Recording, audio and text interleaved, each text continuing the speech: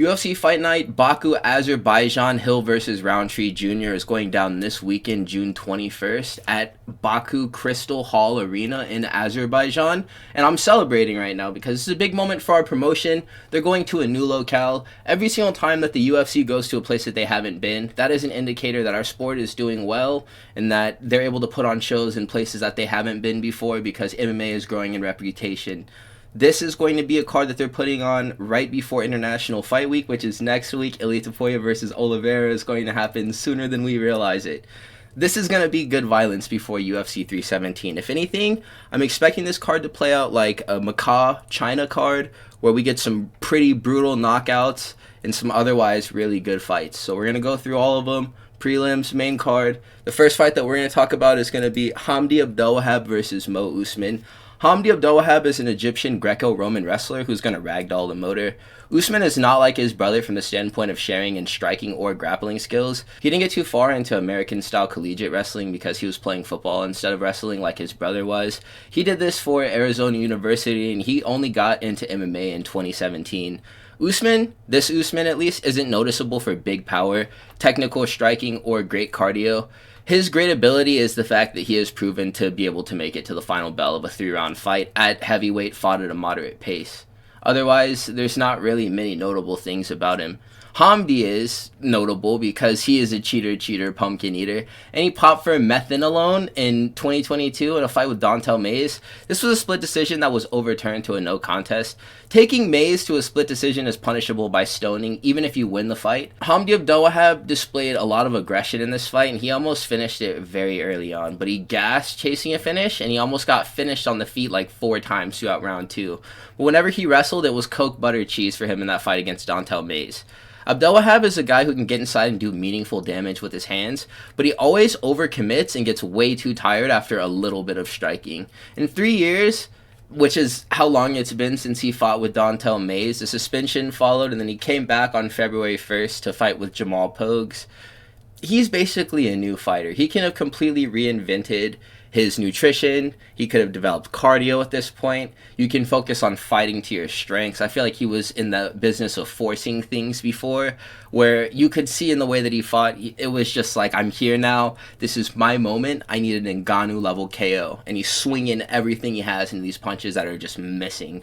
And he's whiffing until he's exhausted and the fight sucks. Since he hasn't fought in 3 years and people don't really remember the Jamal Pogues fight and he won that, this is like a reset on all the expectations placed on him. He's like a new heavyweight. Mo Usman is going to want to have a big moment, just as bad, if not more, than Abdelwahab in this fight, since his brother just had a great victory last weekend. He's going to want to try to extend the glory of their family name.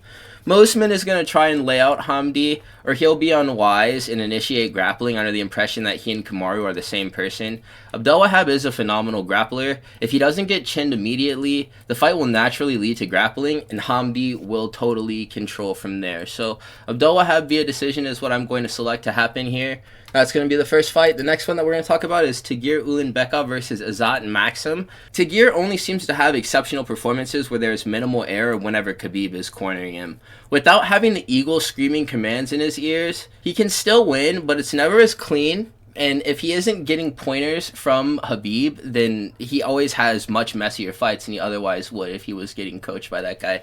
And it only happens on the condition that there's more than one family member that's not Tagir on the card. The last time that he got coaching from Khabib, it was because Umar was also fighting up the vent. So that does matter here if Khabib is going to be there cornering him or not. Azat Maksum is a fighter I always confuse for Beksat Almakhan. This is another Kazakh fighter who came to a lower weight class in the UFC with a bunch of hype from being champion on his regional circuit. Beksat is a whole weight class up from Maksum, but I still got kind of scared because I keep thinking these two are the same person. When I realized that Tagir's job was not to beat a guy who was able to drop his cousin in striking because they're both bantamweights and he's a flyweight, and it was instead to wrestle a guy who was able to get ragdolled by Charles Johnson in certain moments of their fight, I chilled out. And I'm not worried about Tagir anymore. Tagir isn't as physical or massive as Johnson, but we know the Dagestanis and how they like to wrestle. It's like they have an extra 5 inches of height and 30 pounds over whoever they're wrestling. I highly doubt that Tagir will not be able to take down Maksum. Azat doesn't like when people bring him BS fights and don't let him work his game plan.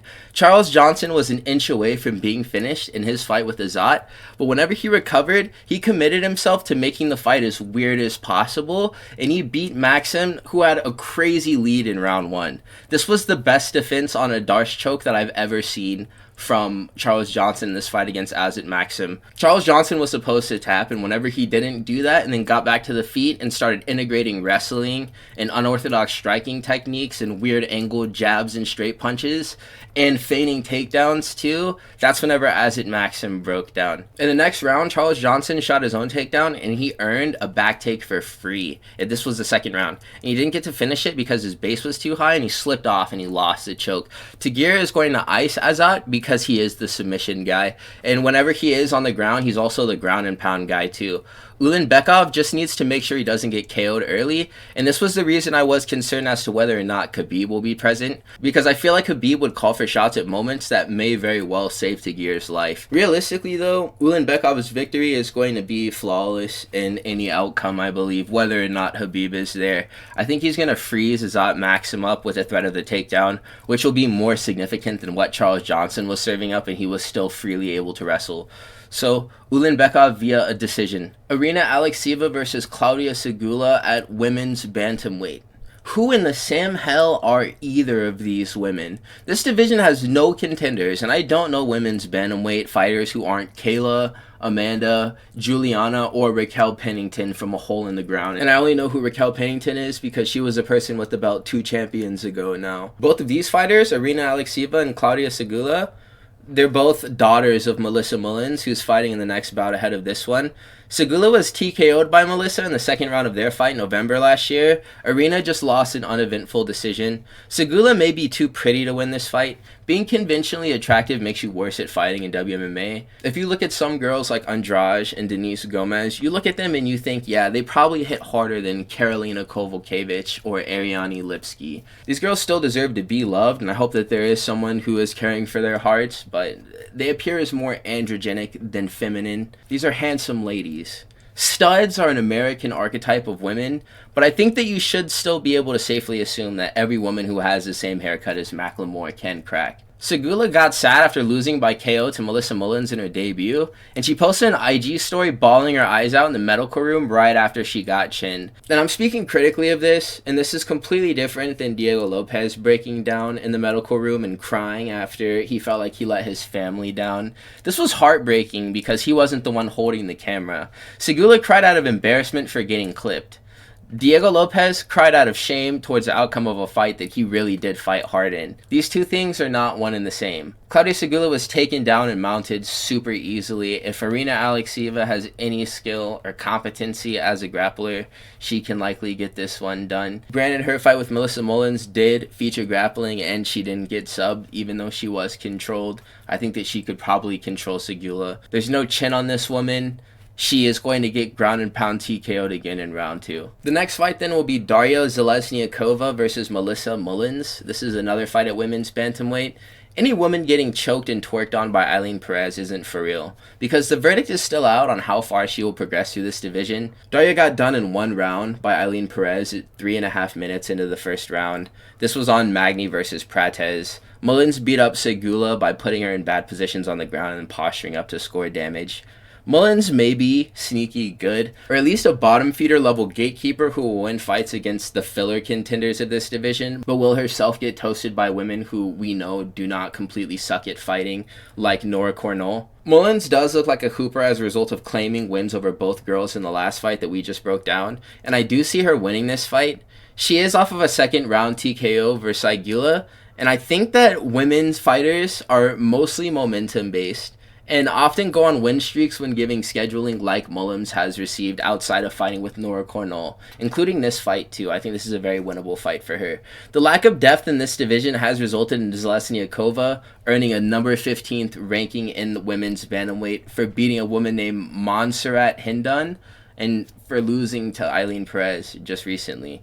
Macy Chiasson being a fraud kind of makes me care about this division less. Women's flyweight is far and above the best female weight class overall. Bantamweight has the most interesting champions historically, but women's flyweights put on the best fights in MMA per capita. Striker grappler matchups are likely always going to favor the lady who will wrestle in female MMA. Very few women, even at 135, have the stopping power to end fights with their hands on the feet. And if this is Daria's only path to victory outside of winning a decision, there isn't much stopping her from getting choked or TKO'd. So I'm going to call a Mullins round 1 submission, just like Eileen Perez was able to score. The next fight is going to be Ismail Naurdiev versus Junyong Park. This will be a fight hosted at middleweight. Naurdiev scored a decision over Bruno Silva with grappling, and before then he had a fight with Sean Brady who didn't finish him. He was getting wrestled still, but not anywhere close to being TKO'd or subbed. Naurdiev used to go by the Austrian Wonder Boy, but he never seemed to have a crazy bag on him with the kickboxing. I always favored him to be more of a wrestler based on his fights on Fight Pass. Junyong melts like he's made out of ice cream whenever he gets grappled, and this was displayed by a loss that he took to Andre Muniz, which is confusing because I thought all fighters in this division had met up together one night and agreed that even though that guy has a crazy black belt credential, that nobody was going to lose to him no matter what. I'd be delighted to be under an improper misunderstanding of the game of Naurdiev as another boring mountain grappler. If he does demonstrate that he is the Austrian Wonder Boy and comes out throwing side kicks and wheel kicks and hook kicks, I'd be so down for that. I really don't like the thought of the Iron Turtle having gone to 3-round wars with Brad Tavares, Andre Muniz, and Eric Anders, and he lost to Andre Muniz, as we were just talking about. He has more experience than Naurdiev, but experience is an advantage if the result of honing your skills is getting dominated by Muniz in a stinky grappling decision. Naurdiev isn't someone I can see getting chinned. He has a clear path to victory through wrestling, and he's battle-tested against someone in the welterweight top 5 right now. The chin of Naurdiev is super inconsistent, so he could get flatlined immediately, but these spots in the cards, fights number 5, 6, usually are boring decisions. So I think that this will end in a snoozy, unanimous decision for Ismail Naurdiev. Park is not winning. Seokhyeon Ko versus Oban Elliot is going to be the next fight. A couple of weeks ago, Oban Elliot was supposed to fight Ramiz Brahimaj, and Ko was meant to fight with Billy Goff. It's just that these fighters were having visa issues at the time, so they couldn't enter the US borders to put on their fights. Goff and Brahimaj were so cool about this, and they decided that they would fight each other instead, and these guys who were their opponents who weren't able to make it in the United States just decided to sign on to fight in Azerbaijan, which I guess has better visitation policies for the countries that they live in. We got better fights out of this happening anyway, so as long as they can make it to the dance this time, we're going to see Elliot fight again, and Elliot is a guy who we've been anticipating the return of, and this was because he slept Basil Hafez, who went band for band with Jack Della Maddalena in 2023. Oban chinned that guy, and he has another test in a dude with the word KO in his name. He went to a decision on the Contender Series against a Brazilian named Igor Cavalcanti, who stat pads Seokhyeon Ko did. Ko was this Igor Cavalcanti's first opponent who wasn't 5-3, 6-4, 5-9, and Ko still took this person to a decision and didn't look especially formidable. Goff would have 800% been killed by Ko if he is the boxer that he wants us all to believe that he is, but I don't like his boxing personally.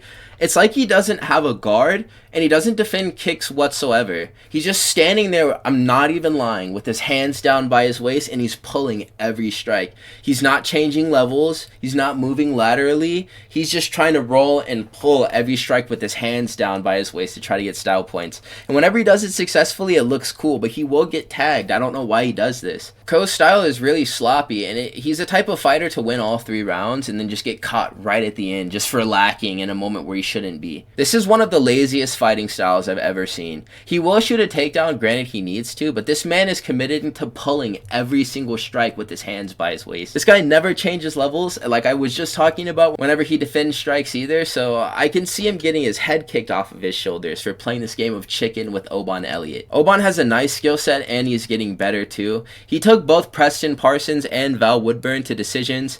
He was never in any trouble in either of these fights, and I could tell he just wanted to make his show and win both times. He finishes Hafez and he gets that performance bonus, and I wonder if he wants to make $60K again on top of his base earnings. So if he does, I wonder if it'll be in round 1 this time. I wouldn't put it past him, but I'm going to pick a round 2 TKO for Oban Elliot. That's going to be my decision for this fight. That would have been the end of the preliminaries. Now we're on to the first fight of the main card, which is going to be Mohammed Naimov versus Bogdan Grad. This will be a fight held at featherweight. Bogdan is a guy who, before his last fight, seemed to not be able to hold up his part of the bargain, despite all the promise that he showed as a featherweight prospect. He made it to the Contender Series for the first time in 2023.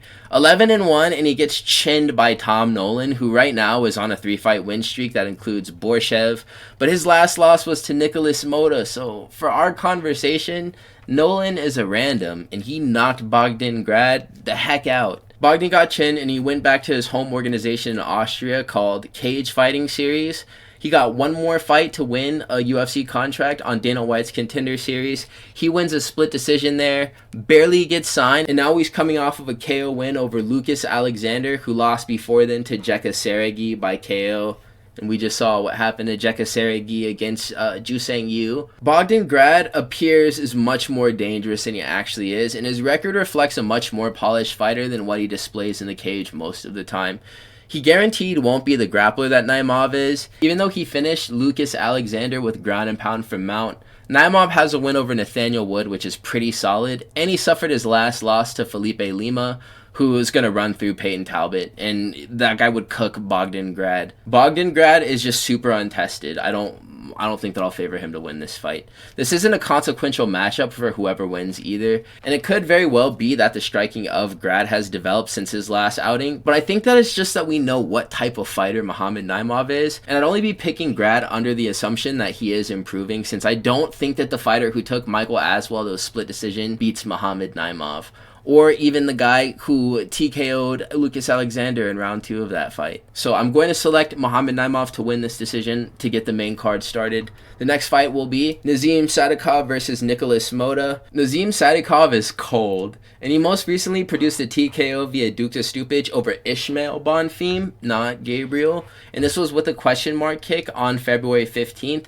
And the setup of this strike is one of the most posted clips on Instagram from this year. Motta was a guy I assumed would lose to Maheshate last year since he got brutally KO'd by Manuel Torres in 2023. Torres is a guy, he's valid as a contender in this division, even though he got skunked pretty badly by Ignacio Bahamundes at the Sphere last year. The entry of the KO that was produced by Torres over Motta was not very sophisticated. It was just a well-timed step-in elbow off of a super fast, explosive entry, and the KO was swift. Slower twitch guys can't do this to Motta because they aren't hitting with the same kind of power, and they're not moving with the same kind of speed. Trey Ogden was able to wrestle Motta to a submission, and then he submitted him, and then he didn't. The ref, he called the fight before Motta had tapped or gone out, so they ruled the fight a no contest. But Sadykhov is a decent wrestler for the striker that he maintains being at the same time, so he likely could sub Nikolas Motta the same way Ogden did, maybe even in less time. Ogden was making that fight boring by stalling it in positions and not making either of themselves work until later on. If Ogden was able to get a tap this way, so could Nazim. I think that this will be the striking, though, telling the story of this one. Nazim Sadykhov striking, maybe another high-level setup, or he's going to blitz as fast as he can into the pocket, throwing a bomb because he knows that he has a good chance of catching Nikolas this way. I would be in for another methodical breakdown of a mid-level fighter by Sadykhov in front of his home crowd because he is from Azerbaijan too. So Nazim Sadykhov will win this fight via round 2 sub. That's what I think will happen. He's going to drop him, and then he will choke him. Another lightweight fight, Tofiq Musayev versus Miktabek Oralbay. We're always getting taught the same lesson by these Bellator fighters on why you just don't select them to win their debuts. Patricio, Patchy Mix most recently. Chandler won one time at the start and then never again afterwards. This guy Musayev is from the hosting country. He's also from Azerbaijan, and this is the only reason why I can actually think of that he's here. Oralbay is a crazy hype job, and he lost a fight to Mateusz Rebecki, who himself was beaten up by old man Diego Ferreira, who got masterclassed by Grant Dawson right afterwards. He looks funny, but he is an elite for 155 because it is so stacked. That doesn't mean that he's a bad fighter. He's just not what people on the internet want you to think he is because of the fact that he looks the way that he does. Musayev is a dude who also fought in Rizin against Cans with 19-12, 13-8, 19-9-4 records, but he's also beaten Patricky Pitbull. But these are such insignificant wins, it's hard to count them. I'm not even sure if they count. Orolbai is kind of like Drickus in the way where he will push himself insanely far to win a fight. Tofiq will have never been in a fight like this one in his entire life against a guy who's shown that he is actually willing to die in the cage. That Rebecki fight was insanely violent. Myktabek Orolbai took a crazy amount of damage, and he was fighting Rebecki and himself to stay in that one because he was taking a massive amount of punishment. I don't think that Musayev would have been able to last in there with Rebecki like Orolbai was able to. Now that we have a general idea of what the skill level of Orolbai is, I think that the matchmakers are specifically focusing on trying to milk his prospect value by giving him matchups that he can likely win for hype. To me, Bellator just isn't it, man, and I don't think that a guy out of that promotion will do something notable in the UFC for quite some time. So I'm going to select Orolbai to win this decision. The featured fight of the event is going to be Curtis Blaydes versus Rizvan Kuniev. Rizvan is the name of that electric truck company. Blaydes better win this or else he is a certified goofball. I like Curtis, but you never know what you're going to get with him. People can get by being fraud checked by him by flatline KOing him from time to time, and it's never supposed to happen whenever it does. It's usually frustrating because it isn't like Blaydes sucks. He's usually the favorite in these fights where he's getting brutally knocked out. And he gets beaten up while he's trying to prove that he can strike most of the time. And his cardinal sin in these moments is either not wrestling at all or not wrestling soon enough. It's not like he can't be trusted on the feet because he's bad there. I would say that Tom Aspinall, purely from the standpoint of striking, and Curtis Blaydes have very similar styles of boxing as far as preference towards 1-2 combinations and also the speed and power too. It's just that Blaydes doesn't move his head except for whenever he changes levels, and this can prove to be an issue for him if a perfect uppercut is timed. But the average heavyweight is like a third of the striker that Derek Lewis is, with all things considered. And just like Brazil can produce heavyweights like Nascimento and Augusto Sakai, and these guys, they exist purely to get knocked out. Every single once in a while, the Slavic region will produce a heavyweight of the same caliber, like Alexander Romanov or Blagoy Ivanov, or potentially this guy. Kuniev is another cheater who roided to beat Renan Ferreira, and that was the guy who most recently got beat up by Francis Ngannou in MMA. They overturned Rizvan's win in PFL due to him popping, and he was banned for 9 months where he was picked up by the Contender Series. He was given a contract in August of last year, and now he's fighting Curtis Blaydes. You could actually get a title shot off of the Contender Series as a heavyweight if the performance is good enough. If Blaydes is a person who would find a way to mess this up. I don't know why. I just don't have confidence in him. This dude didn't try to smooth things over with the PFL, Rizvan Kuniev, after a suspension cleared because he likely never wanted to fight Francis Ngannou in the first place. Curtis Blaydes is still a big challenge, and he probably doesn't believe in his wrestling enough to take down Francis if he's ducking him. So if he can't take down Francis, he definitely cannot take down Blaydes.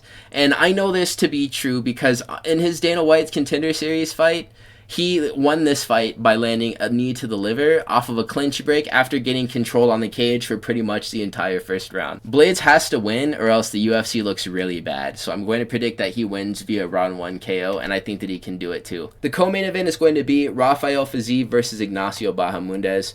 Rafael Fiziev is a guy who hasn't gotten his ceiling tested yet, and he's also a person who hasn't taken any stylistic matchups that have suited him in the top ranking since he had a fight with RDA in 2022. This is my torn ACL brother, so I want to see him bounce back in a very real way, but this is another horrible matchup that he's taken.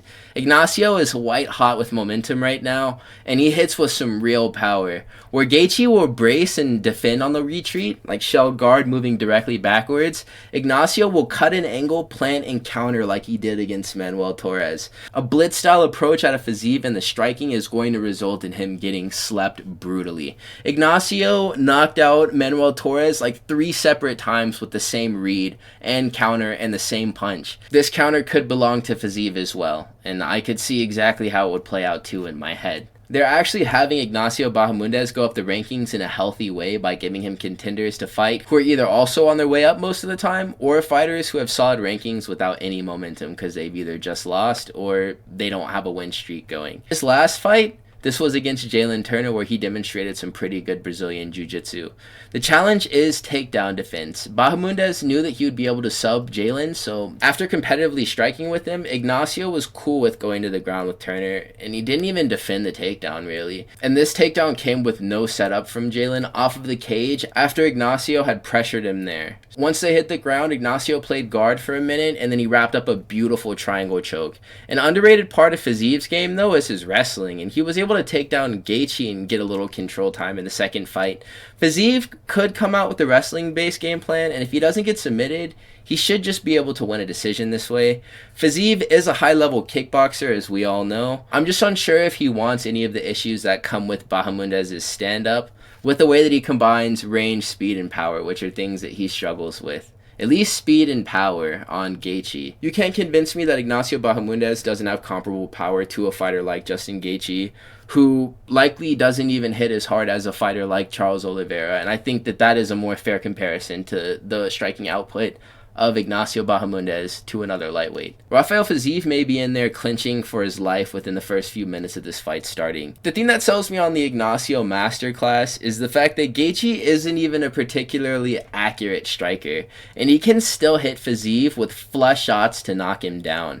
And this is every single time that they fight. Ignacio is going to be putting a strong jab on Fiziev, and this is going to both frustrate him and help Ignacio Bahamundes find his range, so that whenever Rafael Fiziev uses a blitz entry to try to get inside, he'll be blitzing right into his own finish. And if Rafael does score a takedown, he can't be lazy while playing guard because he will get choked.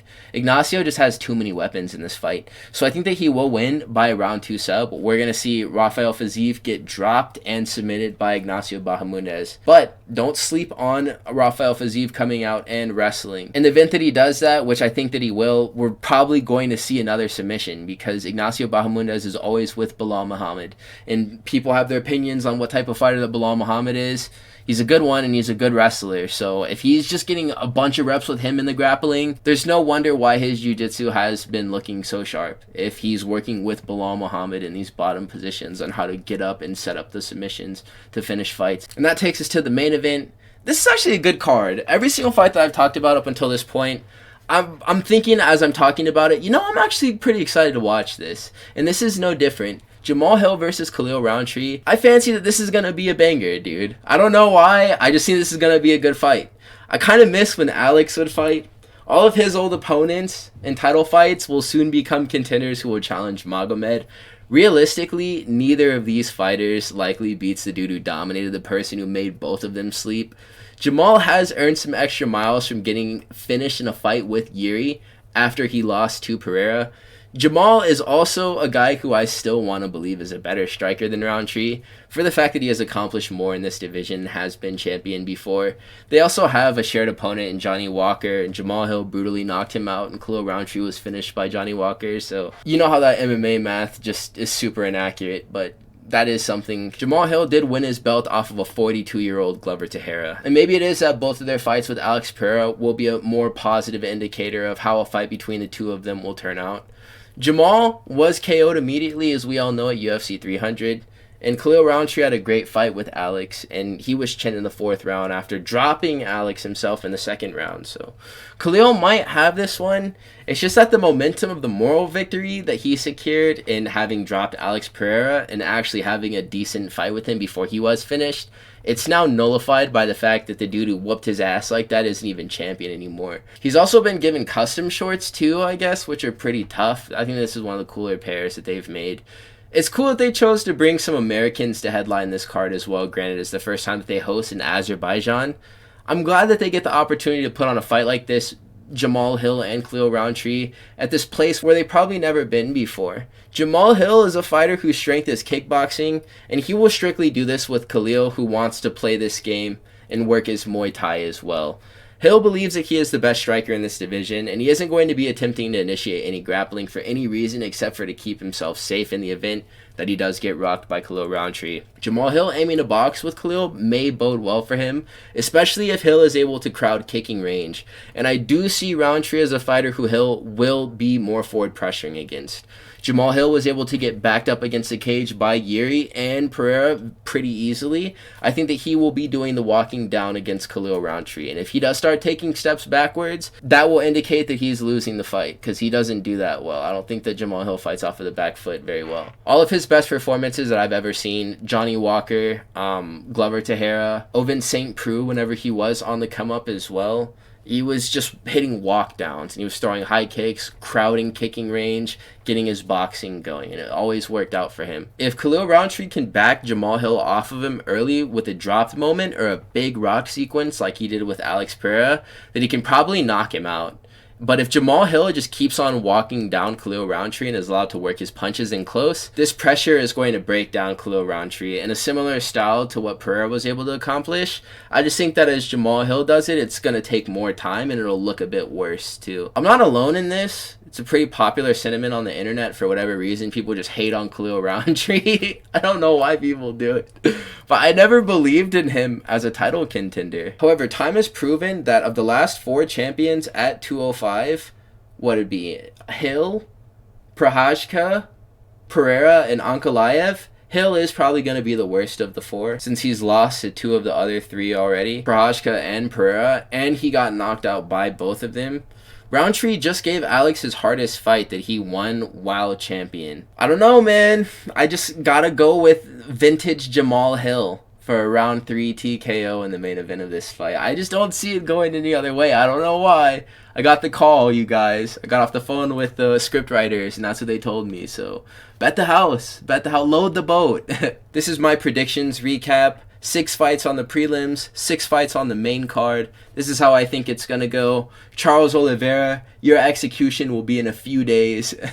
Sit tight, my friend. So please like, comment, and subscribe. I will catch you fellas in the next one. Enjoy the rest of your day.